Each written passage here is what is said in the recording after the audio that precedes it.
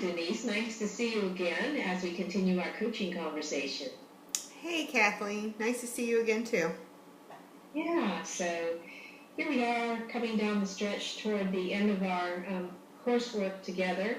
And as we talked last time, you were very interested in making actionable this looping video for your students. And you also had a stretch goal that had to do with visual enhancements. So since we talked last and you continued reflecting and making things actionable, where are you in your thinking with those two goals tonight?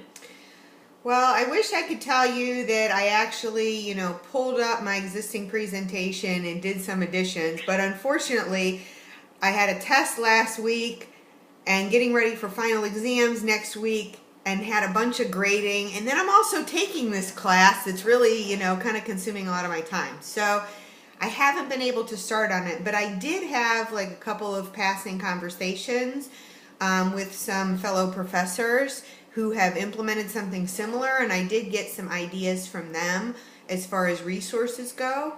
So one person I spoke with just kind of suggested, doing searches like on Google Images for pulling different, graphics that could enhance the presentation. He also mentioned like doing a background in PowerPoint. Like he has a little like up in the left corner, like a little addition equation or something that's on every slide. And he mentioned also like using different transitions in between the slides. So when that happens automatically, it can do something a little more, kind of to catch your attention and bring your eyes towards it.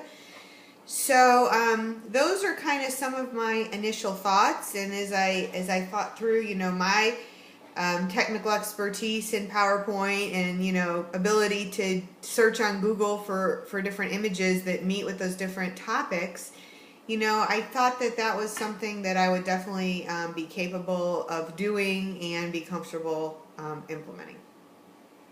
Well, wonderful. In the midst of all the activity that you have with your teaching and your learning, you have managed to advance your thinking around your two goals. So it sounds like you are at the place where you know what your next steps are. And as I am listening to you describe where you want to go next with these two areas, especially around visual techniques to help students understand and engage with the content, how might you see this connecting with your self-assessment in instructional practices, Denise? Sure. Well, I think that there is two different places that this would relate to, two different sections. The first section I come across is engaging students. So, the idea is that this is something that is different for them to look at. We're looking at a lot of problems and solutions and numbers, and this is all words. So it's giving them a different,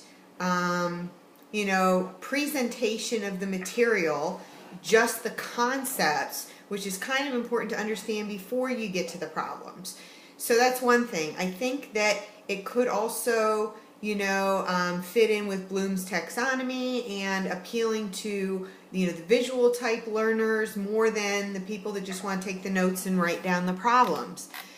The other section is, we've got a lot of different instructional practices around teaching with media and technology. So using images, charts, and other visual techniques to help them understand, help get them thinking critically, and help them to learn the material is kind of the other place where I see this fitting in. Okay, so really connecting your actionable goals to this idea of enhancing the various learning modes of students. So connecting not only the auditory, the words that are shared in class, but also enhancing the visual content.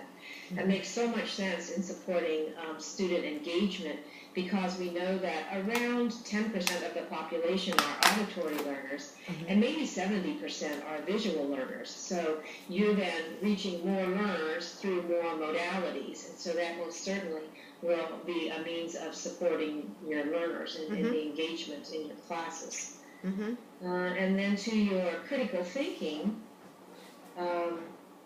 what might be a particular strategy that you are wishing to implement relative to Bloom's taxonomy, or perhaps to get a shift in responses from students to a higher level of response? Well, I think that the thing that I see on the tests a lot of times is if a problem is blank. So I do see a lot of, not a lot, but blank problems. Or I see problems that are 100% complete, and if they don't get them right, there's like a small mistake. So it almost seems like they either know it or they don't. And so for those problems that get turned in blank, I feel like they don't even know where to get started. And so if they see like concepts, like what do you need to do to find an x-intercept or a 0, and they see that on the test, and they think back to the slide that says, what are the 3 different ways to find this?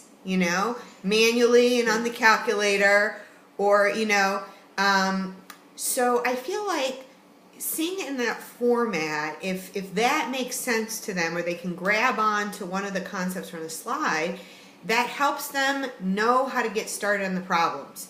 Because even if you know the steps, but you don't understand what the problem's asking for, you don't know how to get started, I feel like that's where the blanks are coming from. So that's kind of where I'm hoping to be able to measure, success, is not just from feedback, but, are they understanding the concepts better on the tests? So comparing the outcomes of the assessments to previous courses when you had not implemented this strategy. Right. I mean, I think a lot of it still is going to be, dependent on the students, right? But, I feel like, even if they can get, a couple of, put anything down there that gives me an indication that they understand what the problem is, then maybe I'll see like less blanks. Like maybe you can't look at it as, test scores and average test scores. But, less people that have no idea, where to get started would be kind of a target, I think. Okay, yeah. So that's the evidence you're looking for to know if these focus with visual is working for you and for your students. Well, it's really been a fruitful time in our conversations over the last months of the course. And so now, as we near the end of the course, maybe we could take a moment and you could maybe assess, our time in coaching together, and any reflections that you share would certainly be appreciated. Sure. Well, I mean, I think that, this has definitely been beneficial to me as far as, my growth and development. Helped me really think about, what are my strengths, what are my opportunities, and, not only just, thinking about this on my drive to work, but, kind of having these meetings set up and having this relationship has forced me to make things more actionable. So I'm not just thinking about them, I'm, taking steps to do them. And, it's almost like the correlation would be, when you're working out with a partner, right? It's really easier if you're just going to the gym by yourself to skip a day. But when you have a set meeting with somebody else, that makes you more likely to do it. And I think that, your expertise and opinions and feedback into the process, has given me a lot of things to consider. It helped me think through everything clearly, and, probably wouldn't have been to this point, right, without you and, the formal relationship that we had set up. And so you've got a clear focus in where you're headed, and just kind of wondering how you will ensure that you continue with your professional development plan when we're no longer having our coaching conversations. Is there a way that I might be able to support you even though we are, through with our formal coaching relationship? Sure. Well, I mean, I think that I would definitely appreciate, if you're willing to, go to an informal phase of, maybe we could touch base once a month. I think I would appreciate that. I think that, getting our self-assessments done, yearly by our lead faculty or, some other person who is looking at our class, I think that's going to be what prompts me to see if the items that I was focusing on, if I have improved, and then taking the next set of items, which I have indicated I want to strengthen, or my lead faculty thinks I should strengthen, and focus on those for the next year. So I'm a firm believer in making, everything better, people, processes, technology. So, it's something that I personally would plan to do myself to keep getting better. So you've got your commitment to your continued professional development, and we can certainly talk on a monthly basis or email, and feel free to text if you have just something that might be helpful, quick thoughts that we could go back and forth on that way as well. I'd be pleased to continue to reflect for you. So I thank you very much, Denise, for our time together, and I wish you all the best as you continue to grow in your instructional practices with Franklin University. Thanks, Kathleen. We'll talk to you soon. Bye-bye.